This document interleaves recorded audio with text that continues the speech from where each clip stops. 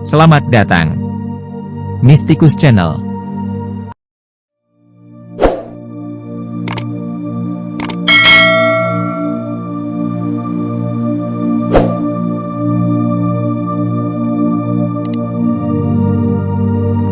Syekh Ahmad Mutamakin dikenal juga dengan sebutan Ki Cebolek. Putra dari Sumohadinegoro dan ibunya Putri Raden Tanu berasal dari Persia keturunan Sayyid Ali Bejagung. Hidup di masa pemerintahan Amungkurat IV sampai dengan Pakubuwana II pada abad 17 atau sekitar tahun 1645 sampai 1740. Beliau lahir di Tuban, Jawa Timur serta meninggal di Desa Kajen, Kota Pati, Jawa Tengah. Beliau dikaruniai keturunan 3 anak, yang pertama Nyai Alfiah, Raden Muhammad Hendro, Raden Muhammad Bagus. Beliau adalah seorang waliullah, faqih yang disegani karena beliau mempunyai pandangan jauh dan luas. Sebagai guru besar agama, beliau berdakwah dari satu tempat ke tempat lain. Menurut sejarah yang telah tersebar luas, beliau adalah keturunan ningrat, keturunan raja dari Pangeran Benowo. Sejak kecil Syekh Ahmad Mutamakin sudah gemar membaca Al-Quran. Saat menginjak dewasa beliau merupakan seorang yang giat mencari ilmu, terutama ilmu agama Islam. Beliau pernah menimba ilmu kepada Syekh Muhammad Zain Al-Misjaji dari Yaman dan diberi gelar oleh gurunya, Al-Mutamakin, yang artinya orang yang meneguhkan hati atau diyakini akan kesuciannya. Banyak pembelajaran kehidupan bagi seorang muslim yang kita bisa ambil dari beliau. Karena Syekh Mutamakin sudah menjadi role model bagi santri dan kiai yang ada di sekitarnya. Syekh Ahmad Mutamakin adalah sosok yang cinta ilmu. Beliau belajar sampai ke Timur Tengah. Para kiai dan santri harus mempunyai spirit tolabul ilmi yang tinggi. Syekh Ahmad Mutamakin adalah sosok yang ahli riyadoh, tirakat. Beliau sosok yang suka puasa sebagai lambang menahan nafsu demi kenikmatan hakiki menggapai ridho Allah. Syekh Ahmad Mutamakin adalah sosok yang suka dalam kaderisasi. Syekh Ronggokusumo dan Syekh Mizan adalah kader Syekh Ahmad Mutamakin. Syekh Ahmad Mutamakin adalah sosok yang menghadapi segala rintangan dengan kelembutan, pendekatan tasawuf, dan tawakal kepada Allah. Itulah pembelajaran yang dapat kita ambil dari sosok beliau. Syekh Ahmad Mutamakin adalah seorang yang disegani serta berpandangan jauh, salah satu tokoh yang berjasa besar dalam penyebaran agama Islam di utara Pulau Jawa terkhusus wilayah Pati. Beliau juga seorang yang arif dan bijaksana. Ia pernah mencari ilmu sampai ke negeri-negeri Arab selama bertahun-tahun. Belajar ilmu-ilmu di bidang syariat, selanjutnya belajar thoriqoh menurut dorongan hatinya, sebagai landasan hidupnya. Dalam perjalanannya mencari ilmu itu, beliau mendapatkan seorang guru besar bernama Syekh Zain Al-Yamani. Setelah beberapa lama berguru, beliau mendapat pengesahan resmi dari guru besar tersebut. Ia mohon pamit pulang ke Jawa, pulang untuk segera mengamalkan ilmu-ilmu yang diperolehnya. Beliau melanjutkan perjalanan sampai ke Desa Cebolek untuk menyebarkan agama Islam sampai ke pedalaman. Beliau memasuki wilayah baru dan bertemu dengan Haji Syamsuddin yang dikenal dengan sebutan Surya Alam, sehingga nama wilayah itu Kajen dari kata Kaji Ijen. Beliau mendapat kepercayaan dari Haji Syamsuddin untuk ditempati dan mengolah daerah tersebut menjadi desa yang dapat mengenal agama Islam. Selain belajar dan memperdalam ilmu pengetahuan agama dengan bersungguh-sungguh, ia juga belajar melatih jiwa dalam mengendalikan hawa nafsu. Beliau pernah melatih dengan puasa. Di saat mau buka puasa, beliau memasak yang paling lezat. Kemudian beliau mengikat diri dan tangannya pada tiang rumah. Masakan yang tersaji di meja makan hanya ia pandangi saja. Beliau mau menguji tingkat kesabaran hatinya. Namun yang keluar kedua ekor anjing, yang bernama Abdul Kohar dan Komarudin sebagai lambang nafsu yang keluar dari diri manusia. Makhluk tersebut memakan habis hidangan yang berada di meja makan. Pemberian nama pada kedua anjing tersebut seperti nama seorang penghulu dan khotib Tuban. Pada suatu hari beliau kedatangan tamu, yang kebetulan saat itu Syekh Ahmad Mutamakin mendapat satu makanan yang hanya berisikan ikan asin kering. Kemudian tamu itu diajak makan bersama, namun si tamu melahap habis nasi sama ikan kering tersebut. Tamu tersebut marah dan mau naik pitam ketika Syekh Ahmad Mutamakin bilang bahwa anjing mereka saja tidak suka sama ikan kering. Hal tersebut sangat menghinanya, maka dia menyebarkan isu kepada para ulama-ulama se-Jawa. Selebaran-selebaran tersebut mengatakan bahwa Syekh Ahmad Mutamakin sebagai seorang muslim sejati telah memelihara anjing dan memberi nama anjing tersebut dengan nama orang seperti Komarudin dan Abdul Kohar, Selain itu beliau gemar melihat dan mendengarkan wayang dengan cerita Bima Suci atau Dewa Ruci. Pihak keraton mendengar berita tersebut, sehingga ia mengutus seorang ulama bernama Ki Kedung Gede untuk menguji kebenaran tersebut sebelum keraton memanggil dengan surat teguran atau panggilan dari pihak keraton. Syekh Ahmad Mutamakin tahu maksud hati dari tamu tersebut. Sehingga Syekh Ahmad Mutamakin mengatakan bahwa beliau belum tahu huruf alif sekalipun. Ki Kedung Gede semakin gusar, karena maksud yang ada dalam pikirannya telah tertebak dengan benar oleh Syekh Ahmad Mutamakin. Selebaran yang telah beredar di seluruh ulama Jawa, ulama-ulama tersebut mendesak kepada pihak keraton untuk mengadakan sidang pengadilan terhadap Syekh Ahmad Mutamakin yang telah keliru dalam pemahaman terhadap agama Islam. Mereka khawatir bila hal ini tidak diatasi akan berdampak buruk pada penyebaran agama Islam di Pulau Jawa. Persidangan terhadap Syekh Ahmad Mutamakin dihadiri oleh ulama seluruh Jawa. Seperti Khotib Anom dari Kudus, Ki Witono dari Surabaya, Ki Busu dari Gresik, dan ulama-ulama lainnya. Mereka sepakat menyidangkan Syekh Ahmad Mutamakin pada persidangan Kartosuro. Selanjutnya tuntutan terhadap beliau dibacakan oleh Patih Danurejo. Setelah mereka membacakan tuntutan-tuntutan tersebut, Patih menyuruh anak buahnya segera mengutus 2 orang sebagai duta tugas kepada Syekh Ahmad Mutamakin. Undangan yang hadir banyak sekali, mereka ingin menyaksikan sidang pengadilan Syekh Ahmad Mutamakin. Dalam persidangan tersebut terjadi 2 kelompok, yang satu membela mati-matian Syekh Ahmad Mutamakin sedangkan kelompok yang satu menentang keras apa yang pernah dilakukan oleh Syekh Ahmad Mutamakin. Dalam persidangan tersebut yang paling menonjol dalam adu argumentasi adalah Khotib Anom Kudus, Patih Danurejo, dan utusan Demang Irawan yang merupakan utusan yang ditugaskan oleh Raja untuk mengawasi persidangan Syekh Ahmad Mutamakin. Persidangan menjadi alot, karena pihak penuntut menghendaki Syekh Ahmad Mutamakin dihukum pancung, karena telah melanggar syariat agama, sedangkan kelompok yang satu membela mati-matian Syekh Ahmad Mutamakin. Akhirnya sidang ditunda sampai besok. Karena bukti-bukti yang mengarah untuk dijadikan bukti untuk memvonis belum ada. Raja Kartosuro memanggil Demang Irawan untuk mengetahui hasilnya dan kondisi terakhir persidangan tersebut. Atas saran Demang Irawan, Raja ingin memanggil Syekh Ahmad Mutamakin langsung 4 mata. Raja bermimpi tentang sebidang petak sawah yang sebagian ditanami, sebagian menguning, sebagian ketam. Mimpi tersebut selalu menghantui pikirannya, akhirnya Syekh Ahmad Mutamakin disuruh menafsirkan mimpi sang raja.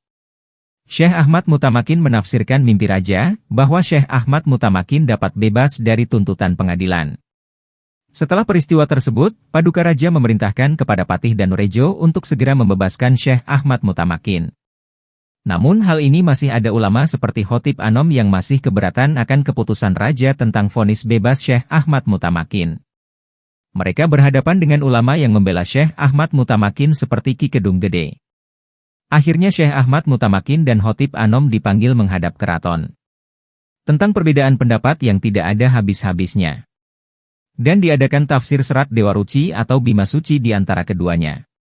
Syekh Ahmad Mutamakin menerjemahkan serat tersebut dan mempraktekkan dalam kehidupan sehari-hari. Sedangkan Khotib Anom kesulitan dalam memaknai atau menafsirkan Dewa Ruci atau Bima Suci. Akhirnya Khotib Anom mengakui kepandaian dan kearifan Syekh Ahmad Mutamakin. Syekh Ahmad Mutamakin berhasil lolos dari hukuman pancung. Bahkan beliau mendapat bumi perdikan Kajen, yaitu daerah yang bebas pajak negara. Beliau diberikan kebebasan dalam menyebarkan agama yang harus sesuai dengan koridor Islam. Syekh Ahmad Mutamakin memiliki murid-murid besar seperti Kiai atau Syekh Ronggo Kusumo, Kiai Mizan, Raden Soleh dan murid-murid lainnya yang tersebar di mana-mana. Ajaran-ajaran Syekh Mutamakin. Dalam bidang akidah, menurut Syekh Mutamakin, pondasi ilmu pengetahuan adalah syahadat yang terbagi ke dalam 2 kategori.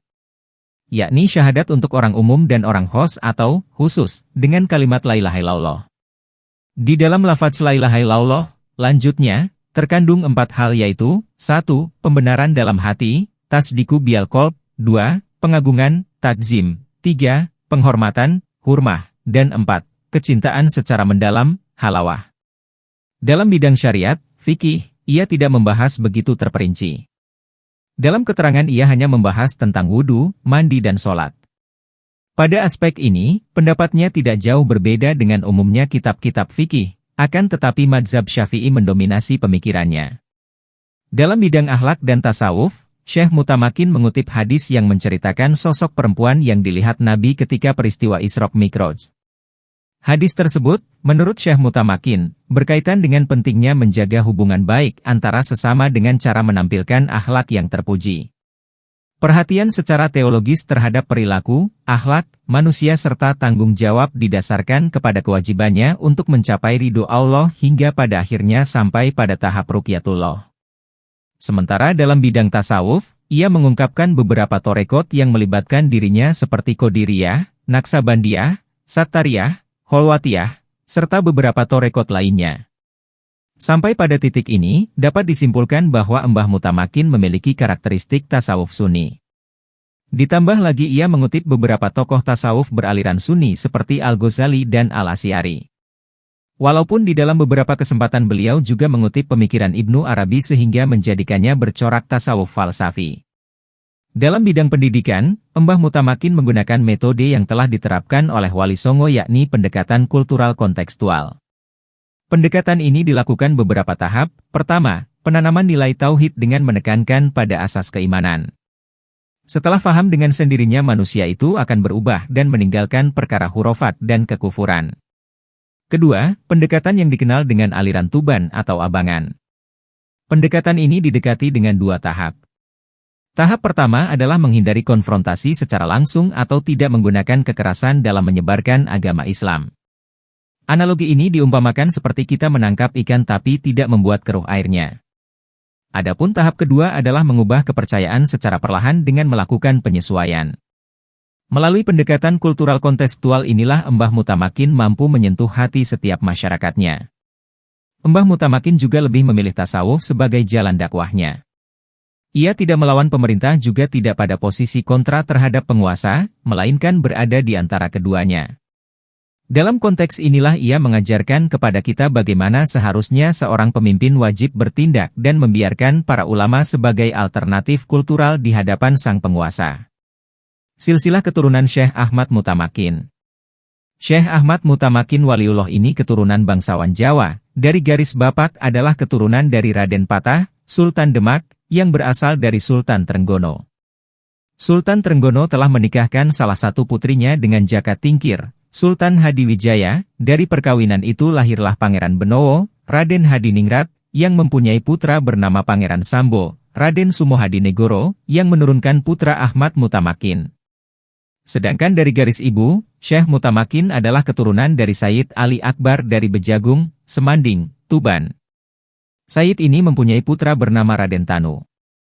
Dan Raden Tanu ini mempunyai seorang putri yang menjadi ibunda Mbah Mutamakin.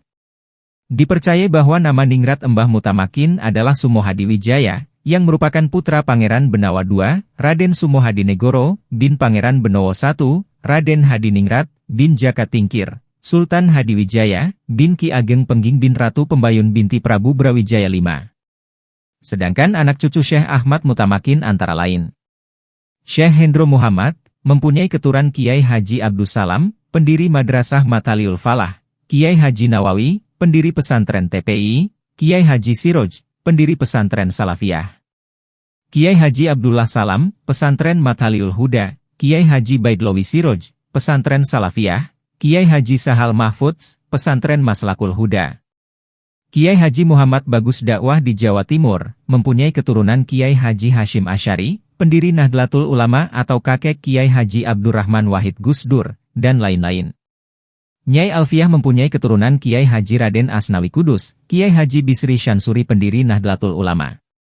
Kiai Haji Said Akil Siroj, Ketua Umum, Tanfidziyah, Pengurus Besar Nahdlatul Ulama periode 2015 sampai 2020, Kiai Haji Ahmad Bahaudin Nur Salim, Kiai Haji Ismail, pendiri Pesantren Tengah Kajen, Kiai Haji Fayumi Munji, Pesantren Raudlatul Ulum Kajen, Kiai Haji Hasbullah Kembang, Pesantren Manbaul Huda Kembang, dan lain-lain.